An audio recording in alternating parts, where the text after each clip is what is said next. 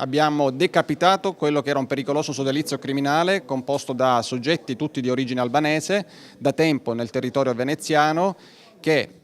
per il loro modus operandi partivano proprio da Mestre per compiere vere e proprie razzie anche in altre regioni, quali la Lombardia e l'Emilia Romagna. Secondo i carabinieri sono loro gli autori della violenta rapina a casa di un'anziana, Maerne di Martellago, strattonata, scaraventata a terra e ripetutamente presa a pugni, ma sarebbero in tutto una quindicina i colpi compiuti dalla banda. In manette un 26enne e un 27enne albanesi, entrambi pregiudicati, indagati a piede libero 5 loro presunti complici. Loro erano abilissime, individuavano degli obiettivi spesso in zone isolate, spesso abitate da persone anziane e sole, e quindi quelli che erano dei furti spesso degeneravano in rapina. Tra il materiale sequestrato, computer, tablet, telefoni, macchine fotografiche, orologi, borse, gioielli, contanti e 2 biciclette di un certo valore, oggetti che in gran parte potranno essere restituiti ai loro proprietari. Grazie alla sezione appositamente dedicata di oggetti rinvenuti nel sito carabinieri.it siamo fiduciosi, con il riconoscimento fatto dai legittimi proprietari che potranno navigare appunto in quella sezione del sito stesso,